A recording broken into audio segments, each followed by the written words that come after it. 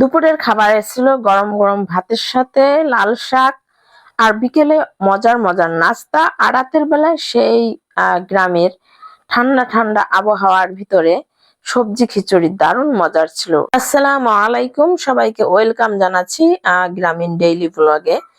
আজকেও আমি বাবার বাড়ির ব্লগটি শেয়ার করছি। দুপুরের খাবারে ধনিয়া পাতার সাথে চান্দা মাছের ভর্তা ধনিয়া পাতা দিয়ে করেছিল, ছোট ছোট চান্দা মাছ।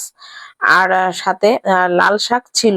ওই মাছ দিয়ে আলু দিয়ে মজার একটা ঝোল রান্না করেছিল। সবকিছু মিলিয়ে আমার কাছে ভর্তা এবং লাল শাক ভাজি বেশি মজার ছিল।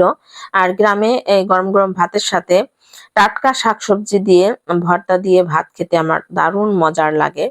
আর অন্যান্য তরকারি তো আমার নেওয়াই লাগে নাই, শাক এবং ভর্তা দিয়েই আমি অনেকগুলো ভাত খেয়ে ফেলেছি।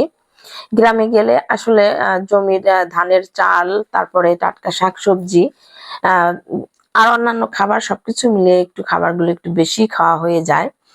তারপর বিকেল বেলায় একটু বাইরে বের হব, আপনাদের ভাইয়া যেহেতু ছিল তাকে নিয়ে একটু মার্কেটে বলতে কি একটু প্রয়োজনীয় কাজে আমি বের হব। তো একটু রেডি হয়ে নিচ্ছি, আর সাথে একটু ছবি ভিডিও করে নিচ্ছি। তো চলেও এসেছি, বাজারে চলে আসলাম। এখানে আমার বোনও ছিল। আর আমি এখানে একটা বইয়ের দোকানে ঢুকছি। এখান থেকে কিছু বই নিব, বলতে ওয়াজিফা নিব, ইসলামিক কিছু বই। আর এখান থেকে কিছু বাড়ির জন্য মিষ্টিও নিয়ে গেলাম, রসগোল্লা। আর দেখলাম কোনটা ভালো হবে। আর মিষ্টি, যে ভালো মিষ্টিগুলো সেগুলো বাড়িতে নিয়ে আসলাম।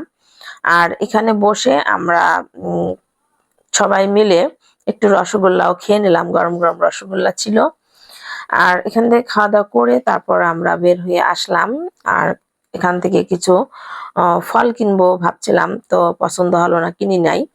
তো বাড়িতে আসার সময় আমরা এখানে পানিপুরি ভেলপুরি ছিল সবার জন্য, এখান থেকে ভেলপুরি কিনে নিয়ে আসলাম।